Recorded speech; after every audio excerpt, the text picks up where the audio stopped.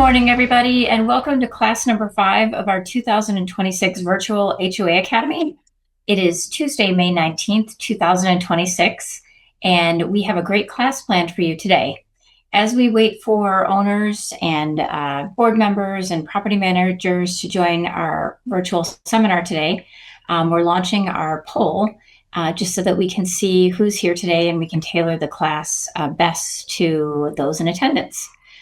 So just a quick introduction. I'm going to give you just a few more seconds for attendees to join us on Zoom and get settled. Welcome to class number 5 of our 2026 Virtual HOA Condo Academy. We present this class or these classes the third Tuesday of every month in partnership with the cities of Avondale, Chandler, Glendale, Goodyear, Mesa, Peoria, Phoenix, Scottsdale, Surprise, and Tempe. My name is Beth Mulcahy, and I'm the founder and senior partner for the Mulcahy Law Firm in Phoenix, Arizona. Our firm currently represents over 1,000 planned communities and condominium associations throughout the state of Arizona. I also currently serve on my HOA board, and I have for many years. In this power-packed session today, we're going to reveal the secrets of successful associations, and we're going to break down the 10 things that every HOA and condo board member or homeowner must know about Arizona community association law. You'll also learn how to protect your board from liability, foster a positive community culture, and avoid common mistakes that get associations into trouble. We'll touch on open meeting requirements, financial audits, rentals, board member removal, records requests by owners, and more. And we're going to pair that with some practical tips from the trenches from the real-world issues that our firm sees every day. As always, we'll leave some time at the end for questions at the end of today's class. So kind of the plan for today is we're going to have the presentation for about an hour, and then we'll conclude with the questions that are submitted during the class. Because we have so many attendees here today, please limit yourself to one question. If you're joining us on Zoom, submit your question in the Q&A box. If you're watching with us live on Facebook Live today, please type your question in the comments. And before we begin, we are going to, we're kind of just working right now on the poll results. So I'm going to be coming back to that in a minute after we do a quick little update on what's been going on in the Court of Appeals and also what's been going on in the Arizona legislature since the legislative session started in January 2026. Okay, everybody in the industry is talking about the case that was decided on April 28th by the Arizona Court of Appeals. If you are a planned community or a condominium board of directors, this case applies to you effective immediately. And so we're going to be sending you a link to this case on Facebook Live and also on Zoom. So if you want to dig in and read the case yourself, you certainly are able to. The name of the case is AZNH Revocable Trust versus Sunland Springs Village Homeowners Association. And as I said a minute ago, this case applies directly to HOAs and condominium boards effective immediately. What is the practical implication of this case? The practical implication is that boards can no longer vote or make decisions in an executive or closed session of the board. Executive and closed sessions are now only for discussion only of the topics that are outlined under Arizona law under A.R.S. 33-1804A for planned communities or 33-1248A under the Condominium Act.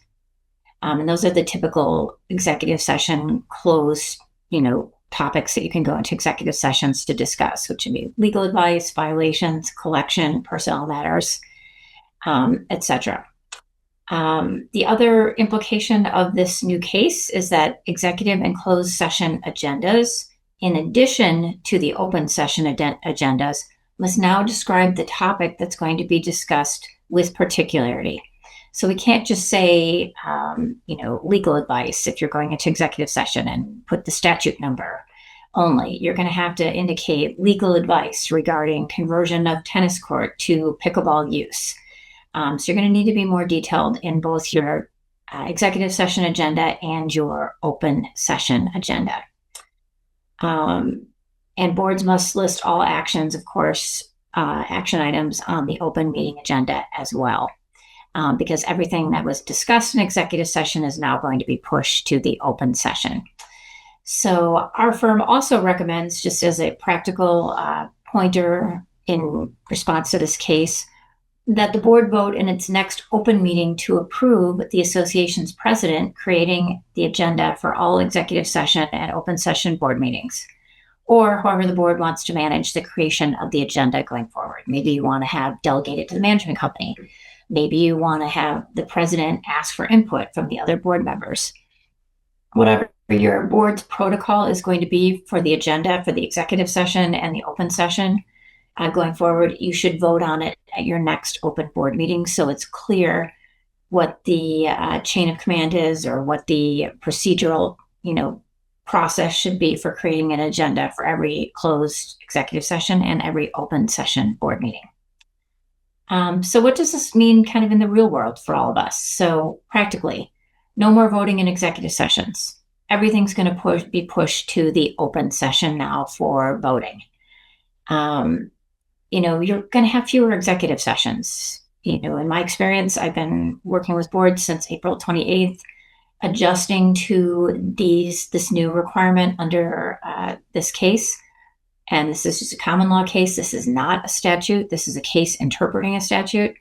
And basically, I think what we're going to see from the trenches or practical application is that fewer executive sessions will be held.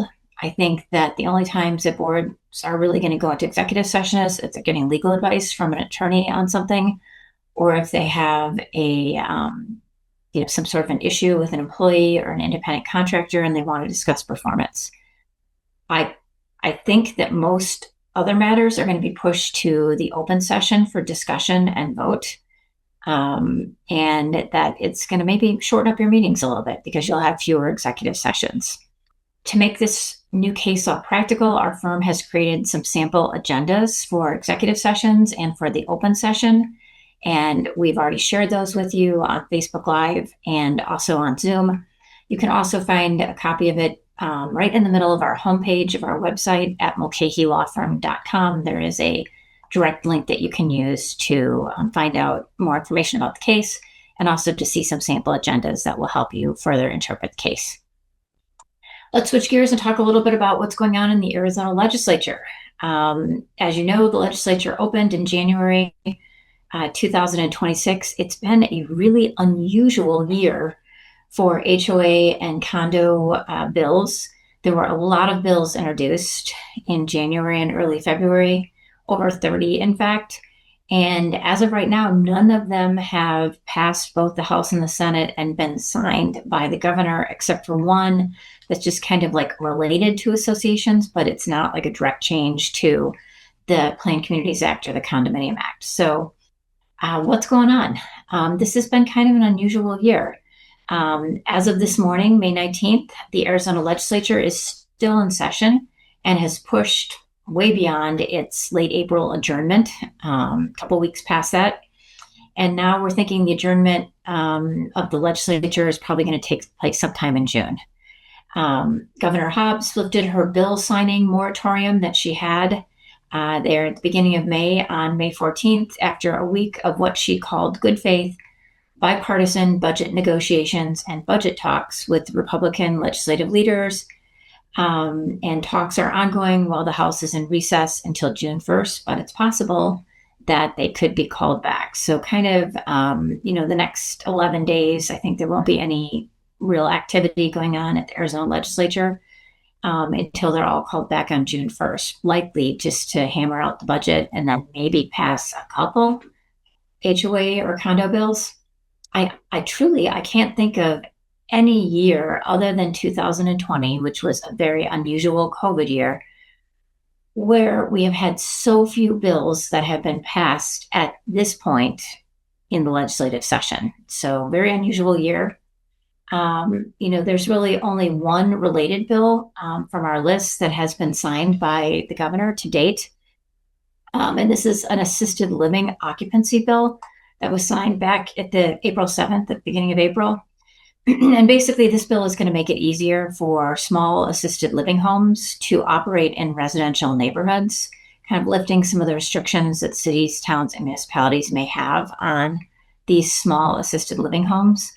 And this will impact not directly, but indirectly HOAs and condominiums, because, it's possible that you may have a few more small assisted living facilities in your neighborhood because some of these restrictions have been lifted.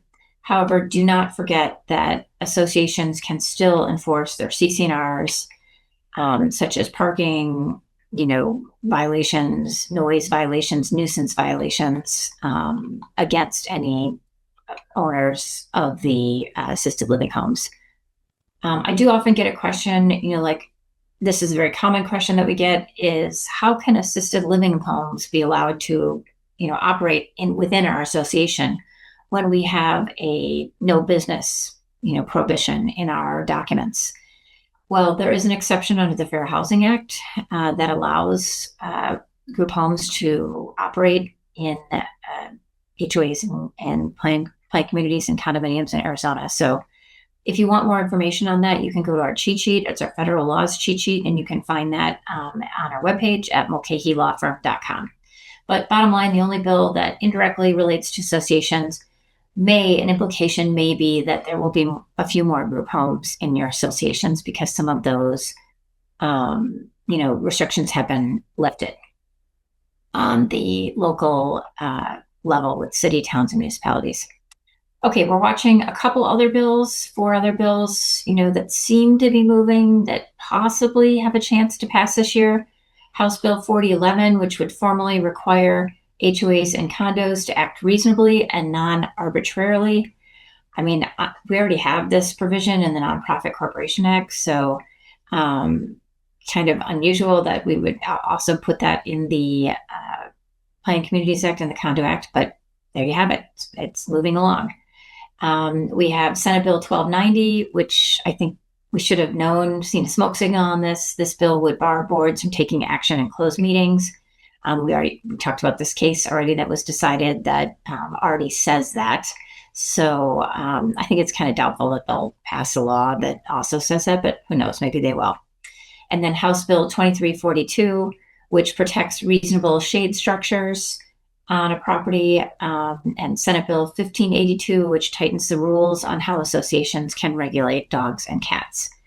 There also is another bill on eliminating your address at your property and special, not allowing the association to have many limitations if you want to do that. So that's another bill that we're watching this year.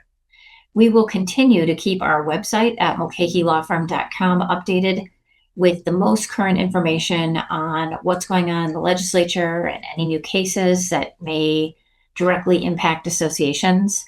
So if anything is happening in our industry, there's a couple places you can look. You can go to our Facebook page from Mulcahy Law Firm. You can go to our Instagram page from Mulcahy Law Firm. You can go to our website, mulcahylawfirm.com.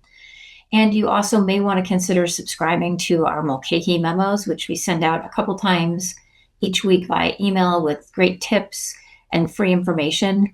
And if you're interested in doing that, you can sign up by contacting info@mulcahylawfirm.com. As the legislative session, moves towards the finish line, we will continue to update our website. And then once the legislative session ends for this year, we will have a detailed summary for you on the homepage of our website. We'll also be publishing it everywhere on Facebook, Instagram, through our Mulcahy memos, etc. And we'll be talking about it likely in our June and July classes for the Neighborhood Services HOA Virtual Academy. Okay, let's go back and look at our poll. We have great attendance here today. Every single city is represented, which is amazing. So going back to our poll, which cities are represented here today? We have Avondale, 3%, Chandler, 7%, Glendale, 4%, Goodyear, 3%, Peoria, 1%, Phoenix, 9%, Scottsdale, 19%, Surprise, 10%, and Tempe, 7%. And in terms of who's here today, in terms of what your role is, 71% are board members, 4% are managers, 23% are interested homeowners, and other is 1%. So really great turnout today. Glad to see all of you here with us, and we're going to get right into our presentation. So we're going to do just kind of like a quick little introduction here about our topic about successful associations. This is one of my favorite classes to teach because it really makes a huge difference if you have a successful and effective board. It makes the whole experience of being on the board much more of a positive experience. Your community has fewer problems. You're getting stuff done. Um, Owners aren't complaining about things. And so I think it's really important to kind of debrief you on why some associations thrive and what their secret recipe is for this. So we have a great cheat sheet, just so you know, on the secrets of successful associations. We're going to be sharing it with you here today during the presentation on Zoom and on Facebook Live, and you can always find it on our website at mulcahylawfirm.com as well.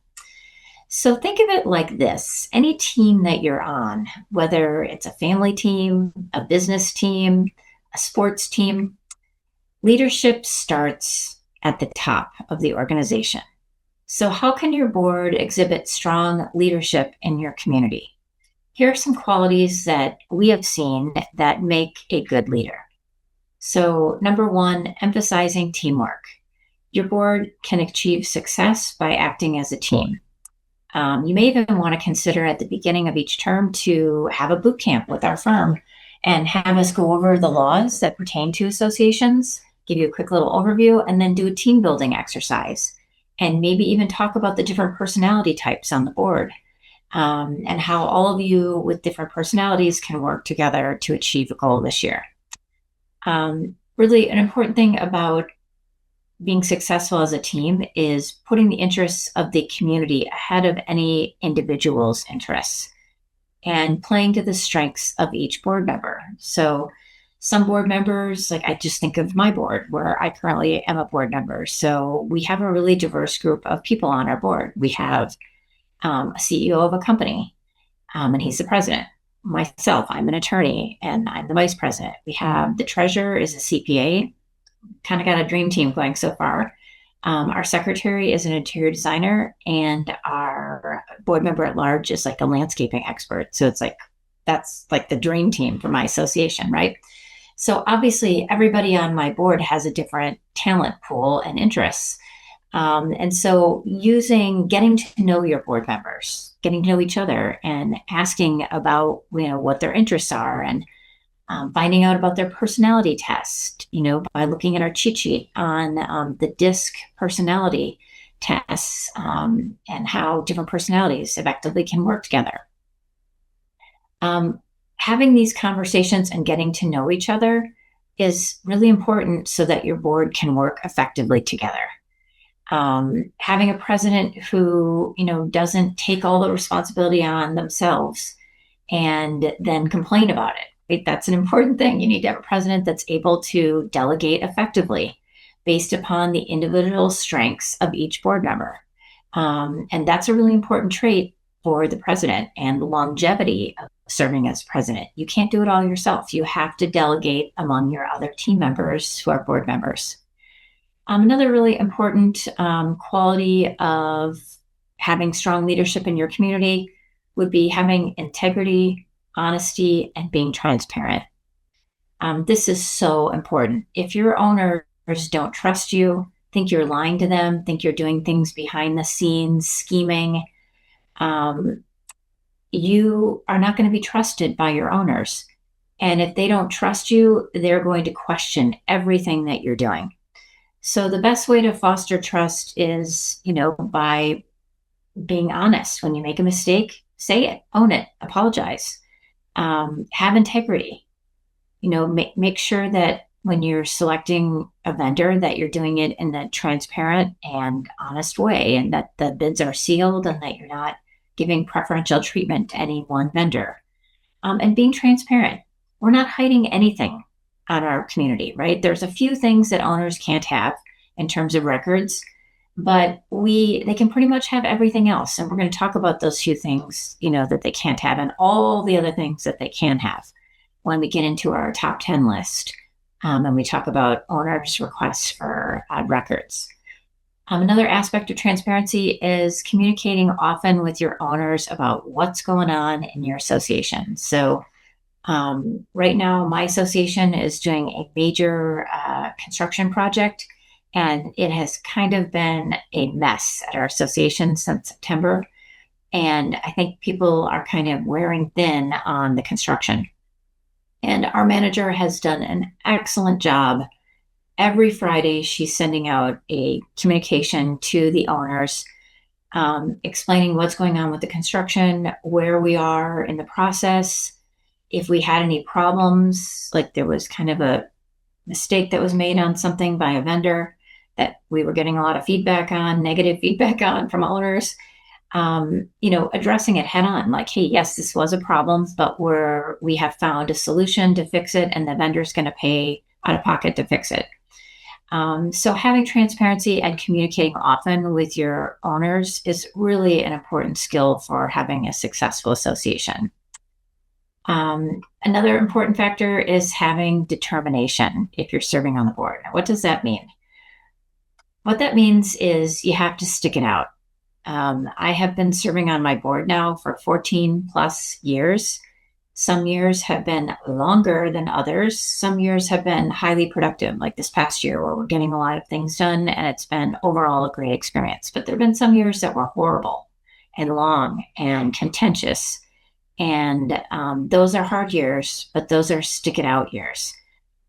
So when you get elected to the board, I will just be honest with you and say that at least once a month while you're serving as a board member, you're going to be thinking in the back of your head, like, hey, I think maybe I want to get off this board. This is frustrating, or this is a big time commitment, or I don't like it when people come and complain all the time when we're working so hard to make the community better. And no one ever says thank you. And all they do is come to the annual meeting and complain. So these are very normal thoughts when you're serving on a board. I have them too. So the determination factor here is it's important to stick it out. It's important that when you make a commitment as a board member to your community that you're going to serve your term, you run for office, that you stick it out, even though at times it's going to be difficult and challenging. But just recognize when you have a hard board day, I call it, go to bed early and start the day new the next day, because you always have a little bit of perspective once you come back after a good night's sleep, and have a sense of humor. That's really important. Having a sense of humor when you're serving on the board is a necessary skill, because there's going to be times where you just have to be able to laugh off some things that happen.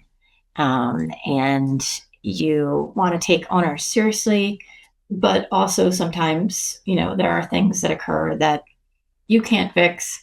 You'll never be able to fix it. And there's nothing you can do to change the situation. And you try to be polite and kind and nice.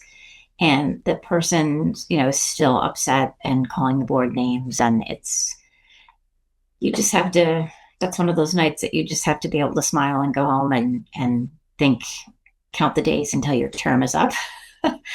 Okay, let's talk about the last important thing on secrets of successful boards would be communication. The ability to communicate is vital to have strong leadership in your association. What are some examples of good communication for a board? Having a website that has your meeting minutes that are updated and on the website, sending out a weekly communication to the owners or a monthly communication to the owners if you don't have that much to communicate, about what's going on in the association, and answering common questions, and talking about positive things that your board is working on. Allowing a homeowner forum at the beginning of each meeting so that if owners are upset about something, they have a designated time at the meeting where the board listens to what they have to say. And board, if you're on the receiving end of feedback, be kind, be nice, listen, don't interrupt. If somebody is yelling at you as a homeowner, as a board member, do not resist the urge to yell back. You are an unpaid volunteer, but you are representing the corporation, and you have to be professional in all of your dealings with owners. So communication with the owners in your association, very important. I really like having meeting minutes sent to the owners. I really like having meeting minutes posted on a website for the association. I love having a weekly update that's sent out by the manager or a board member about what's going on in the community.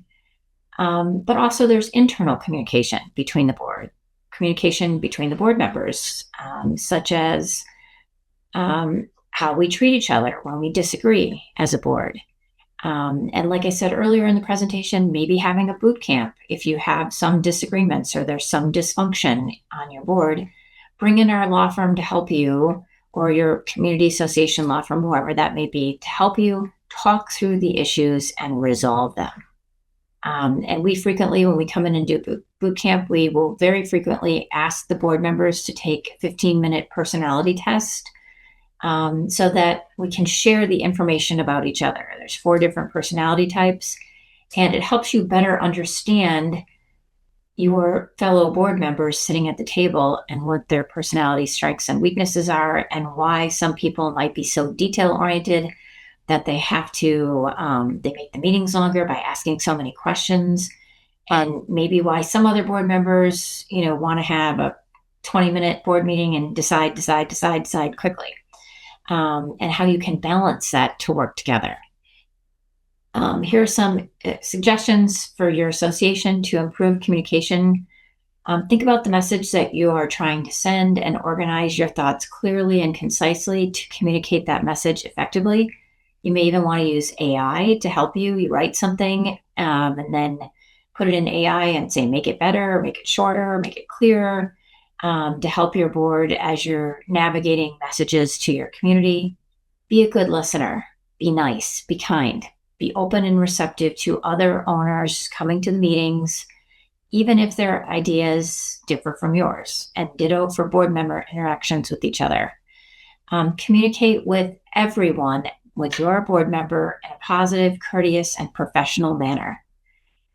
Please do not make comments on Facebook or social media ever as a board member. That is not the appropriate, place to be communicating. What you could say on social media would be, come to our board meeting. We would love to talk with you about this issue. I'm going to leave it at that. Avoid interrupting, raising your voice, or giving off negative body language when an owner is trying to communicate something to you, whether it's at a board meeting, or your annual meeting. Be nice. And then clear up miscommunications or misunderstandings by asking questions, being patient, and exhibiting empathy. A really great skill that I have acquired over the years, 29 years of practicing law in this area of representing associations, is oftentimes you get somebody who contacts our office or goes to a board meeting and they're really upset about something. And I like to give them the opportunity to vent or talk. And then at the end of it, I often will say, thank you so much for being here. We really appreciate you sharing your perspective. Can you tell us exactly what it is that you want us to do for you today? And sometimes they say, all I want is an apology. This was a mistake, and I feel like I was mistreated by the management company or the landscaper, over-trimmed my tree, or the pool guy spilled chemicals, on the grass near my property and it made the grass die. Oftentimes things can just be resolved. If you ask them, what exactly do you want? Maybe it's just an apology. Or maybe it's a small monetary something, that they want for their property being damaged or whatever. So just listen and try to make your best decision, to move the process forward and to address the issue that the owner may be bringing to the board, for discussion. Let's see, a couple other secrets for board success. Really think about building your community. Think about having community events where your owners can get together and get to know each other. That's one of your responsibilities as a board. I know that our association is planning a movie night this summer. And be careful, if you do a movie night, you have to hire a professional company and pay all those copyright fees. If you're going to do lawn chair movie night, All of these types of things help build a community and hopefully will make your association a nice place to be. Make sure that you're in full compliance with Arizona law. We're going to be talking about the open meeting law here in a minute. But making sure that you're giving proper notice of meetings and having the minutes on the association's website if you have one, or distributing them if you don't have a website. Making sure those agendas are detailed enough to comply with Arizona law. All of these different things are ways to get feedback and to provide information and give owners an opportunity to, give us feedback about what exactly they want in the association and input about how the board is prioritizing things and getting things done. Okay, so that's it on how to have a successful board. I hope that, will help your association. Just a quick little reminder, be a team as a board. Bring in an expert like our firm or another law firm that represents associations if you need help in building a team culture on your board. Consider having personality testing done of your board members. It's very inexpensive and it can help you better understand each other so you can work better together, get to know each other so you know their strengths.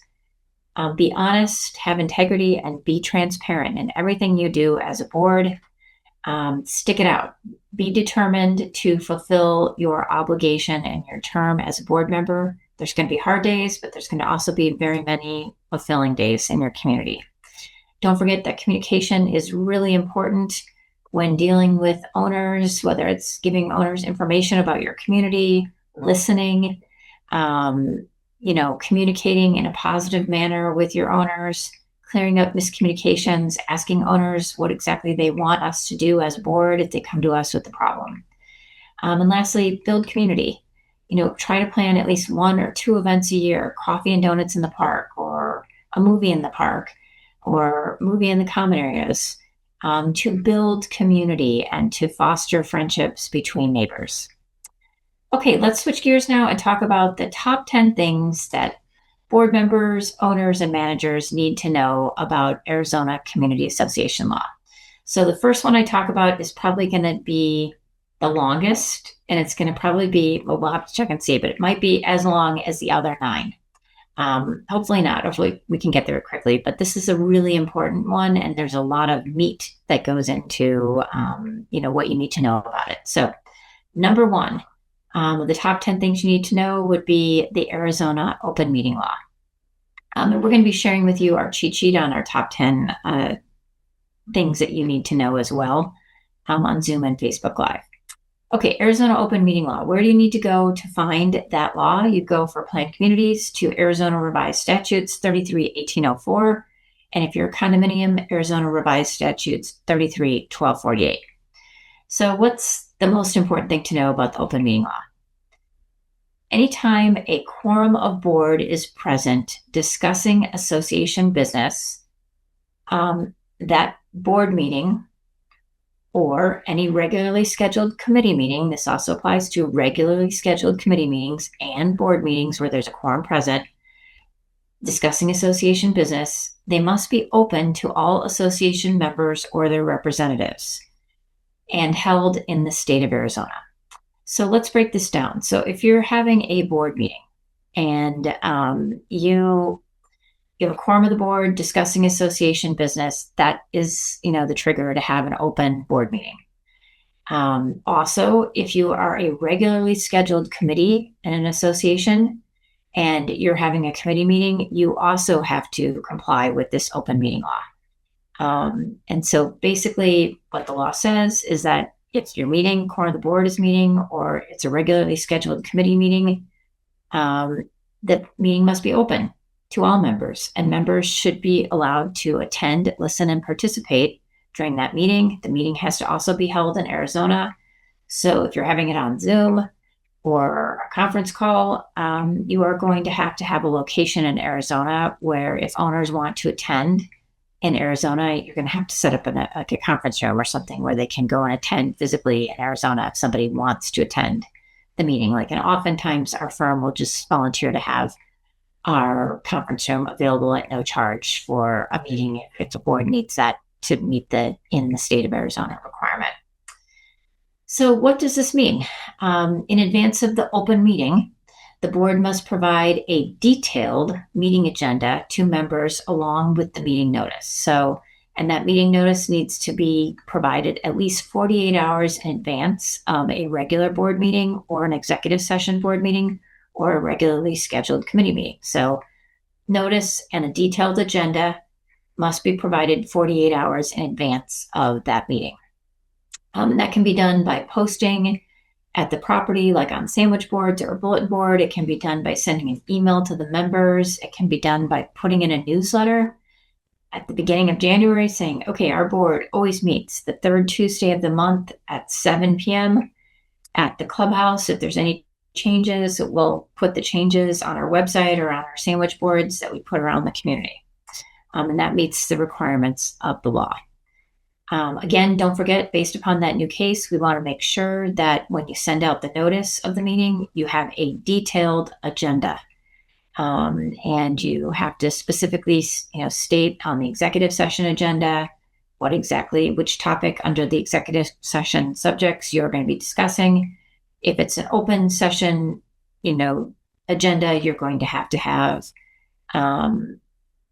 a detailed agenda with what you're going to be discussing, and then also, what's going to be voted on at that meeting, because now all votes have to take place in the open session. No more voting in executive session, according to that new case law that we talked about at the beginning of the class.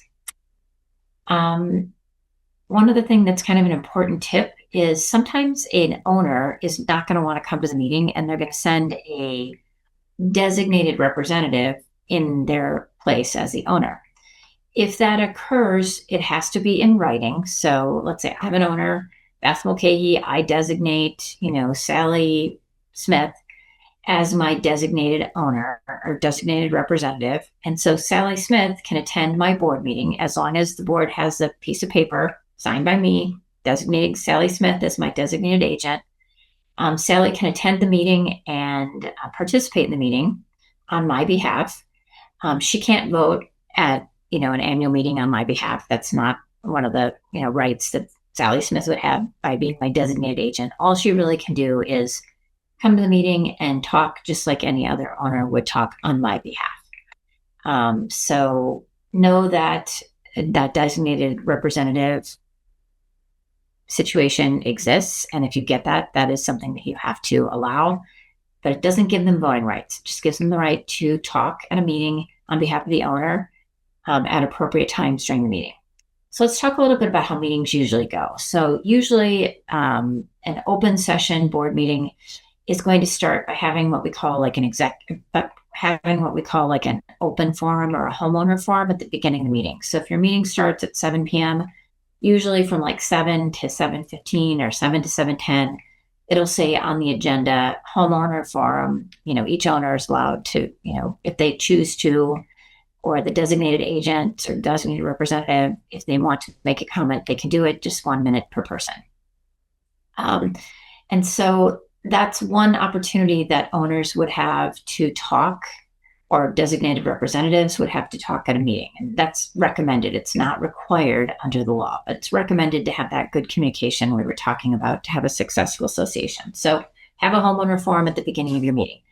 Then the board's going to go into its agenda items for that meeting. So typical agenda items are going to be establish a quorum, right? Do we have a quorum of board members there? The first item is typically going to be approval of the last month's open board meeting minutes and last month's executive session minutes. Now, because no voting in executive session anymore. So you're going to have everything from executive session now goes pushed to the open session.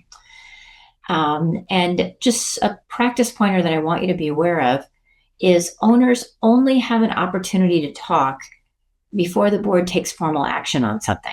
So if your board,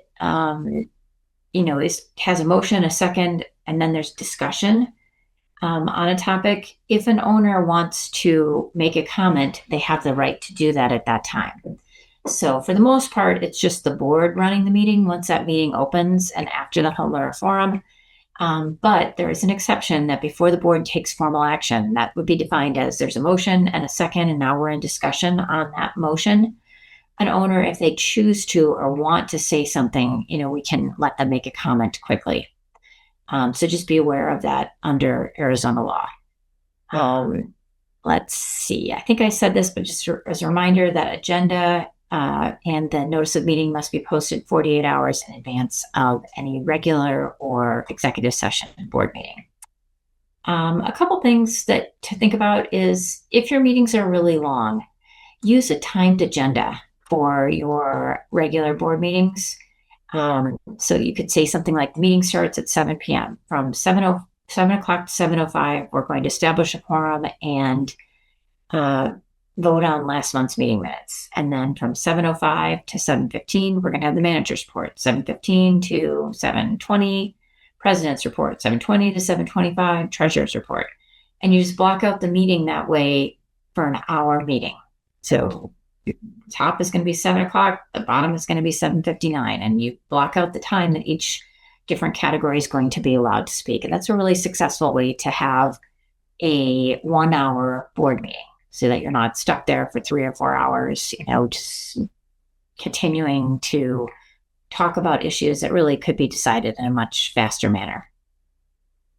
Let's see, board can place reasonable time restrictions on owners. So if we have an owner that is going on and on and on, either during the open forum at the beginning of the meeting or during the discussion before the board takes formal action on something in an open board meeting, before the person starts talking, you can say, okay, we're going to give you 30 seconds, or we're going to give you 1 minute or 2 minutes, whatever the board thinks is reasonable based upon the number of people that want to comment and, what your timed agenda says.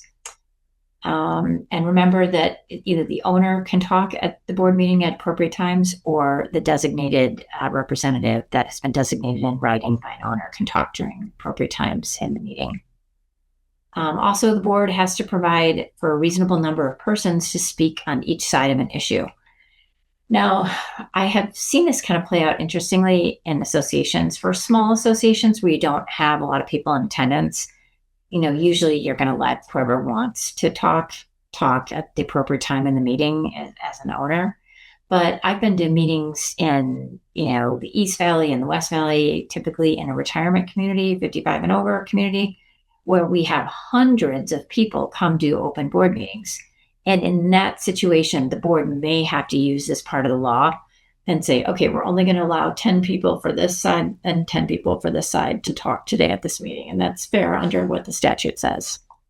Let's talk a little bit about executive sessions. That is when it's just the board. You only have 5 topics that you can go into executive session for. Remember the new case law.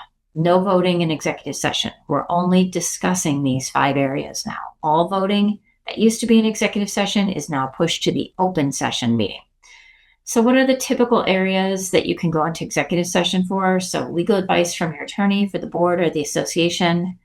If you're thinking about litigation against an owner or contemplated or pending, it works both ways. Owner suing the board, or the board's thinking about suing the owner, or there's active litigation, vice versa, either way.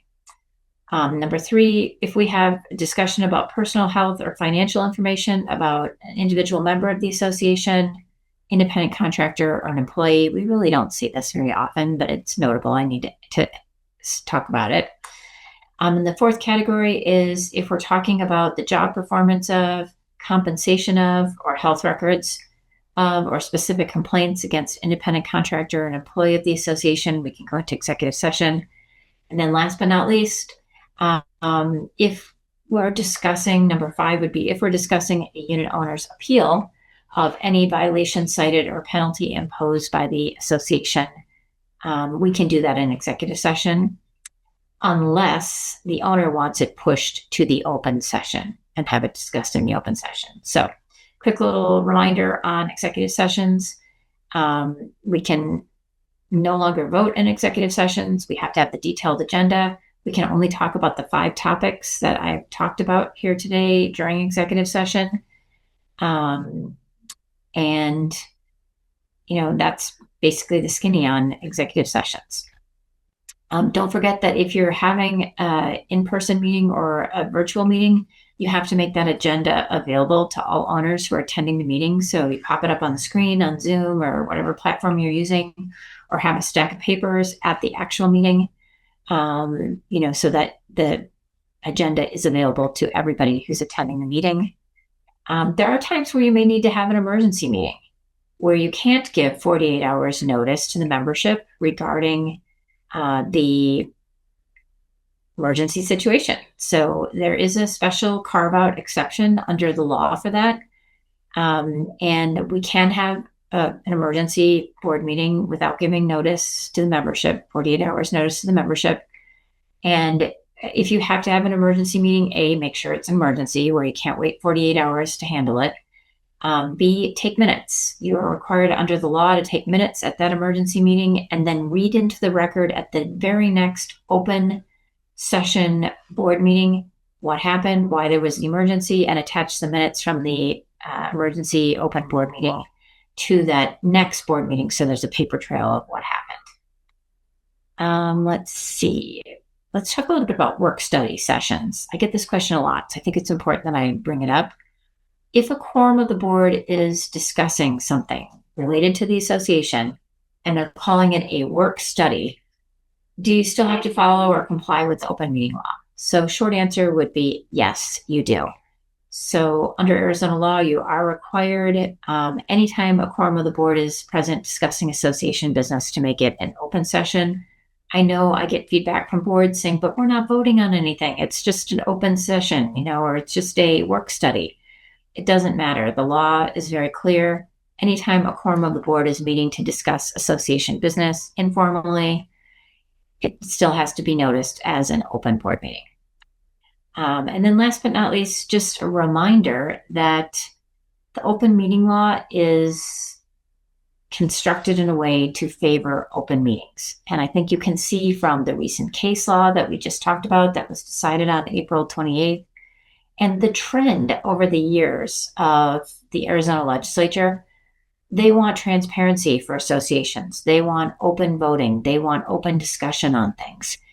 And, boards that are trying to hide things or not be transparent, they're really at risk to violating the open meeting law in Arizona. Let's briefly talk about videotaping board meetings. Owners are allowed to video or audio tape board meetings. The board can pass reasonable rules and regulations regarding any audio or videotaping of a meeting. If the board tapes the meeting themselves, audio or visual, they have to keep a copy of that record for at least 6 months. And then if an owner asks for it, they have to provide an unredacted copy of that recording, within 6 months of it being recorded. Okay, that's it for the open meeting law. Lots to digest there, and I really did spend a lot of time on it, but it is truly the most important law that you need to know about as a board member, homeowner, or manager in an association. Okay, let's zip through the next 9 important things that we feel are the most important things you need to know about Arizona law. So the second one talks about solar energy devices, which would be like solar panels. And there's 2 statutes that pertain directly to this, 33-1816 and 33-439. And the bottom line is that Arizona law strictly prohibits planned communities from prohibiting the installation or use of solar energy devices by owners. The planned community can adopt rules regarding the placement of these devices, these solar devices, but the rules cannot effectively prohibit installation or prevent installation, impair the device's ability to function, or adversely affect the cost of the device. So bottom line is that if you're going to deny an owner in a planned community the right to put a solar energy device on their property, you should definitely get legal advice, because there's really not a lot of ways that you can do that without getting sued and being in violation of this particular statute. So be very careful on that. In a condo, it's a little bit different analysis, because typically the places that you can put a solar energy device are common areas. So the owners can't necessarily put a big solar device on the roof because they don't own the roof. So there's a little different analysis if your association has an owner that contacts you in your condominium and they want to put a solar energy device on common areas. you definitely need to reach out to legal counsel because there may be a path to be able to deny that request. Okay, number 3, let's talk about mail-in ballots and absentee ballots. So proxy voting is no longer allowed in Arizona, even if your documents say it in your bylaws. It's not allowed anymore unless you're still under declarant control. There are several requirements for mail-in ballots that you need to be aware of. They're very frequently used now throughout our industry to allow people to vote on meetings of the membership issues or the annual meeting issues or electing directors by filling out a ballot and returning it to the association. But for the ballot to be valid, it has to set forth each proposed action. It must provide an opportunity to vote for or against a proposed action. The ballot's only valid for that specified election or meeting of the members and expires automatically after the completion of the election or the meeting. And the ballot has to state the date, place, and time by which the ballot must be returned to the association or the board of directors in order to be counted. And we have to give them at least 7 days after the date the board delivers the unvoted ballot to the member so that they have an opportunity to return it. So you've got to get that ballot to them at least 7 days before the meeting where it needs to be returned by. That's actually kind of short and late. I would give more time because for meetings of the membership, you can give not less than 10, not more than 50 days notice. So you really want to give them the notice of the meeting and the ballot at much more than 7 days before the meeting. Let's see, what are some other requirements? The completed ballot the ballot should specify how many ballots must be returned to achieve a quorum and what the percentage of approval is necessary to approve the action other than for the election of directors. So you have to be real specific on ballots. If you're having a meeting of the membership, you definitely want to run the ballot by your attorney to make sure that you're doing it properly, because if you don't, it can be very expensive to renotice the meeting or add litigation if you don't do it right. And then lastly, the completed ballot must contain the name, address, and signature of the owner. The ballot cannot authorize another person to cast votes on behalf of the member or the owner. So only the record owners can cast a ballot, even if you have a power of attorney for that property. You can't vote in the HOA or condo issue that as an owner, you can't. And so basically no proxy voting would be allowed. And even if you have a power of attorney, it's not sufficient to meet the requirements of filling out the ballot in HOA or condo vote. And then don't forget that any votes that are cast by ballot are going to be valid for the purposes of establishing a quorum for that particular vote. Online voting is a big trend right now, so I'm just going to spend a couple seconds on this. Many associations are using online voting with online voting platforms, and it's very successful, no problems. Many associations are also allowing owners to return ballots by taking a picture on their cell phone and emailing it to an email address for the association. So technology is changing how we do things.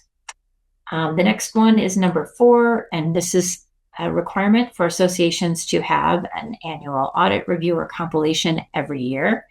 There is a statute that outlines this in both the Condominium Act and the Planned Communities Act. In the Planned Communities Act, it's 33-1810, and in the Condo Act, it's 33-1243. And basically, that audit review or compilation must be done every year.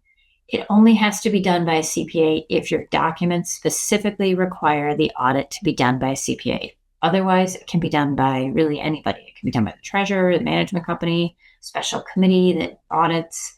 The key thing is you don't want the fox guarding the hen house, so you want an independent person doing this every year. Okay, let's talk a little bit about number 5, rental prohibitions and rental time period restrictions. So several years ago, the Arizona legislature gave us some direction on rental properties in Arizona.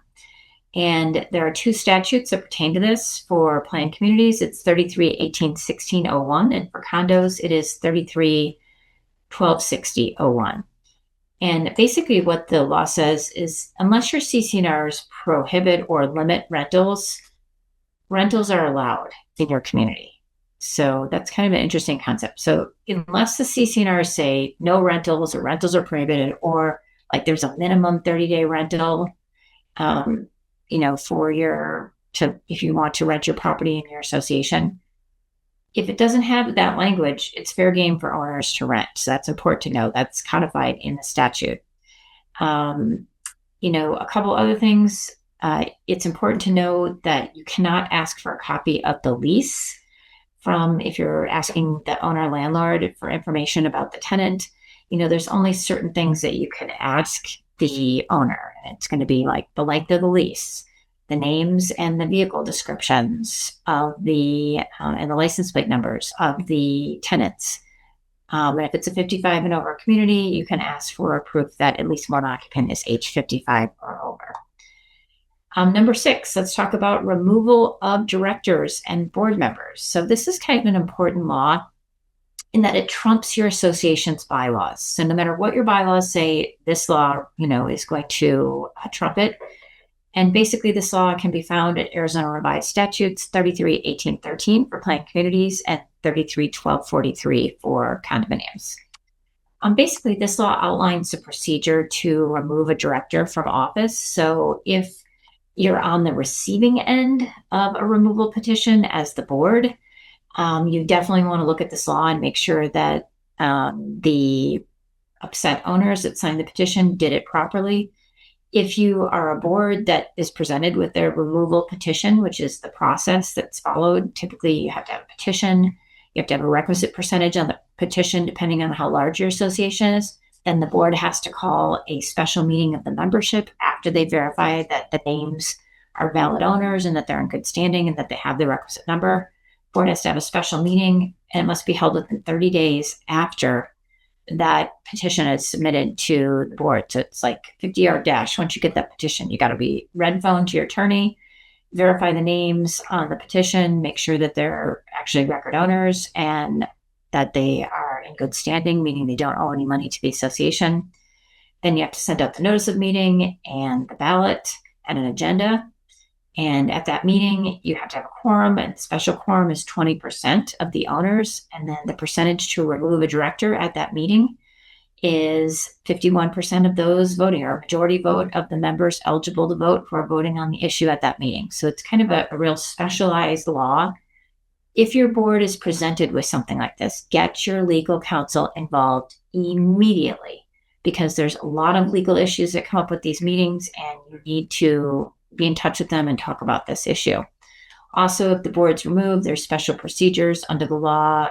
Sometimes if fewer than a majority are removed, the board can appoint people to replace them, or if a majority or all the board members are removed, there's going to be a special election. So just keep in your back pocket that if you are hearing about, a removal petition or whatever, or you actually want to submit it to your board, or you're thinking about doing it as a homeowner against your board, there's a special law that applies, and it trumps your association's bylaws, anything that might be in there.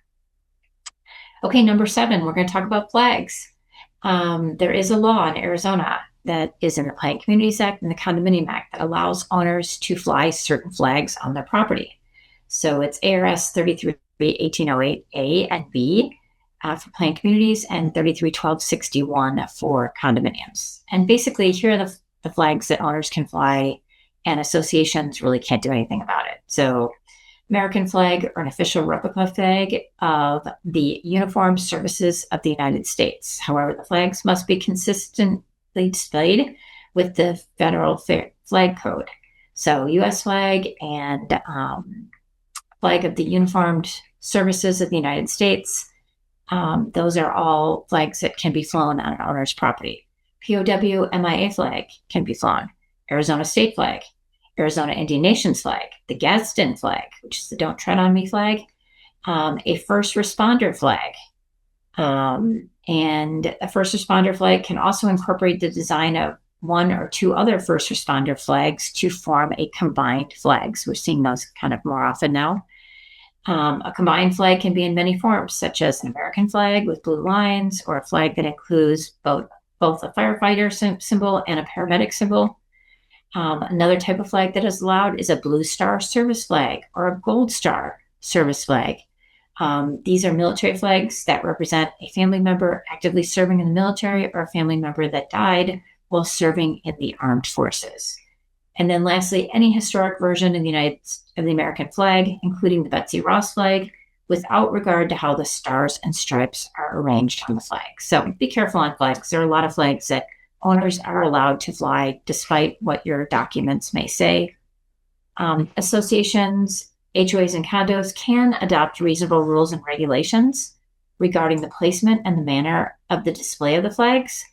We also can regulate the location and size of flagpoles, but cannot prohibit installing a flagpole. HOA may also limit the owner to no more than 2 flags at once and may limit the height of the flagpole to not more than the height of the rooftop of the owner's home in a planned community. And that's kind of the skinny on flags. Okay, last 3 are going to be quick ones. Fines and penalties. So under Arizona law, we have a special law in the Planned Communities Act and the Condominium Act that says that an association can levy a fine against an owner after notice of the violation in writing, an opportunity to be heard. You can have them write back to us, or we can have a hearing, and then we can levy the fine. The fine has to be reasonable. And so notice of the violation, an opportunity to be heard, and then we can levy the fine, and the fine has to be reasonable. Also, in order to levy the fine, it has to be a violation of the CC&R's bylaws or rules of the association. There's a little bit different collection procedure for collecting fines and penalties. We cannot lien for fines and penalties. The way to collect fines and penalties against an owner is going to be file a lawsuit against the owner, get a judgment against that owner for those fines, and then record the judgment with the county recorder's office, and it becomes a judgment lien. And we can collect on that when they sell their property, or we can garnish their wages or their bank accounts to get paid on it before they sell the property if they're still the owner.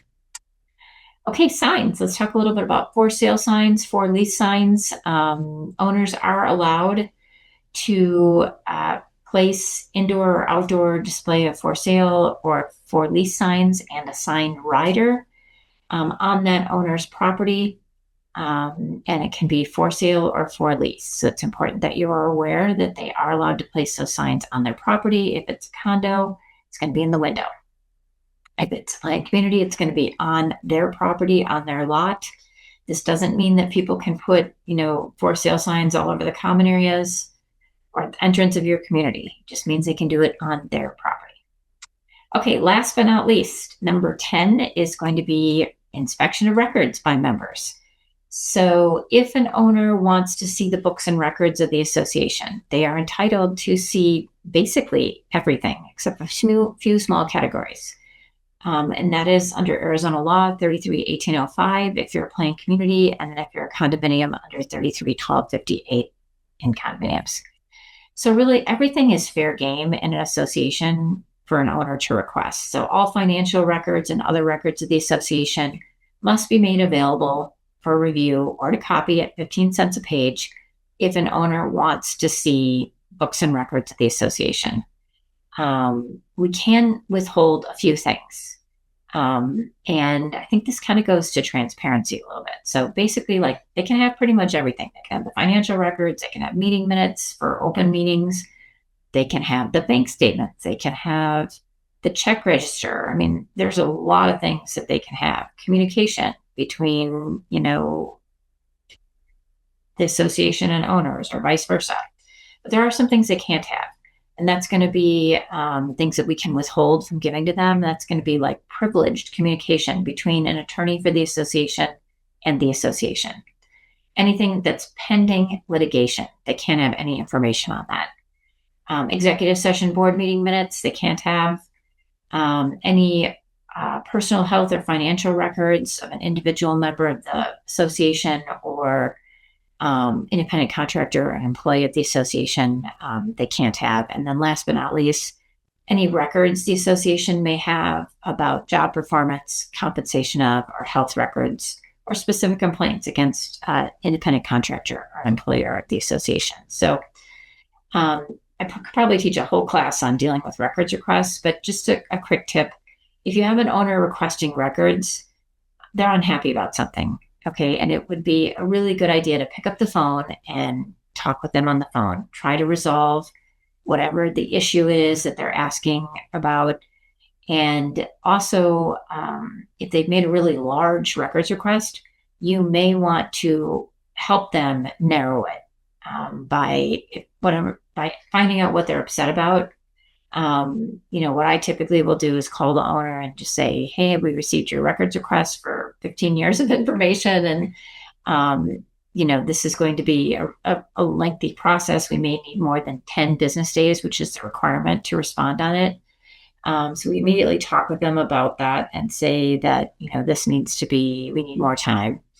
And also try to narrow it. If they're upset about the tennis courts not being maintained or whatever the issue is, help them get there. Help them find the information that they need quickly. And it might change from a 900-page document request to now it's down to like 5 pages. So make the phone call. Have your attorney make the phone call. Have our firm help you with it, and that will ease the burden of the records request. Okay, sorry I'm about 6 minutes over today, but we had a lot of great topics talking about secrets of successful associations and the 10 things that I think you really need to know if you're a board member, an owner, or a manager in our industry.